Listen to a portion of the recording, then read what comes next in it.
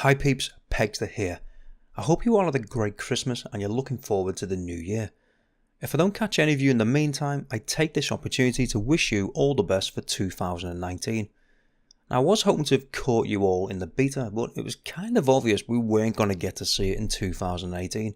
So what will 2019 bring us? Well, hopefully more subs for me. That's a hint. I need a little help from you guys to get the content out there. Hit the sub button, like it, share it and leave a comment below and I get back to you as soon as I can. But now, if you're a Hell Let Loose fan, we have beta to look forward to. But before all that, let's crack on with some news from the developers. Last time round in the last video, we spoke about fortifications and deployables. This time round, it's about the boom boys, the tanks and the artillery. And a little later, the dates so far for beta. And I say so far because, well, let's face it, they could change.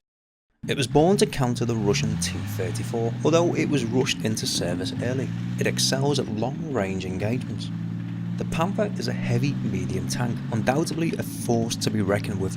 It's fast, it's agile, it's deadly, it's simply an amazing bit of machinery. With decent slope armour and a 75mm main gun, along with two MG34s, making it a formidable opponent. However, like most tanks, it's weak from the flanks. You've seen footage of the Panther in the recent Hell Let Loose trailer, and Jerry will have access to two Panthers, and we will see them in beta. And the US, of course, will have access to 4 Shermans. Now, the Sherman replaced the somewhat outdated design of the M3 Lee, and it came into service in 1941 and stayed in service till around 1957 in different variants. It was relatively cheap, reliable, easy to manufacture and modify, and throughout the war it saw many improvements and modifications added. And it wasn't only in service with the US but most of the Allies, the British, the Canadian, the French and the Soviet Union. It was armed and mounted with a 50 caliber machine gun on the commander's cupola, which I don't think you're going to get to see in Hell Let Loose, but it also had 2 30 caliber coaxial machine guns, one on the hull and the other on the gun mantlet. The main armament, luckily for us in Hell Let Loose, won't have the 75mm gun, but it will be the M4A1 high velocity 76mm variant. And for you tankies out there, you'd also know that the M4A1 also came with a 105mm howitzer variant. Now, can you imagine that thing in Hell Let Loose launching its dustbins across the battlefield? There you are, standing by a nice little hedgerow, enjoying a little break. The next thing you know, you're lying in a crater surrounded by your own feces and dismembered limbs. Would you like to see the 105mm variant? And what other tanks would you like to see in Hell Let Loose? Now, the word from the dev team are that the tanks are most effective with a 3-man crew. Now, the crew obviously comprises of a driver, a gunner and a tank commander. The driver will, of course, well, he's going to be driving. And he will also have access to a machine gun. The gunner will fire the main gun and have access to a coaxial machine gun. The tank commander, well, he's going to be, well, what's he going to be doing? Well, he's going to enjoy the best visibility of the tank crew, to put it simply. And he's going to have access to a periscope. Oh, I definitely would have liked to have seen an option for the commander to turn out and use a mounted machine gun. Because looking through a periscope, well, that really doesn't make my nads tingle. But hey ho, we might get used to it. Tanks will certainly add an interesting feature to the game, along with the narrow style maps we saw towards the end of Alpha.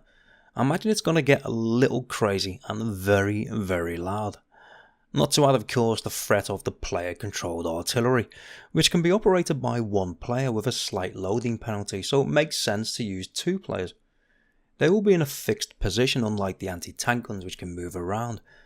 And also they won't be able to target the enemy HQ, i.e. the artillery locations of the enemy. The US forces will be armed with the M114, a 155mm howitzer, which can fire HE and smoke.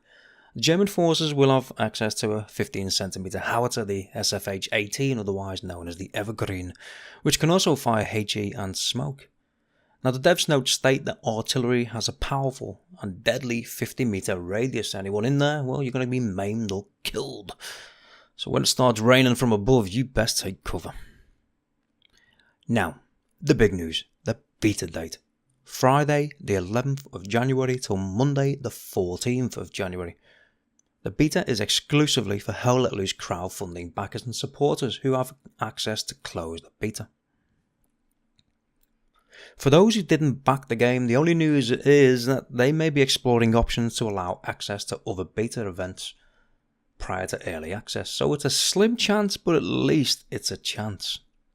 So peeps, put it in your diary, put it in a sticky note. Be extra nice to your significant others the week before, or if you're single and living with your parents, that's your mum. Because the man cave will be in lockdown as of Friday the 11th of January. So stock up on food and liquids, take a bucket and some toilet paper, open a window for some fresh air. And I'll see you there. Not in your room, but on the battlefield. Take it easy.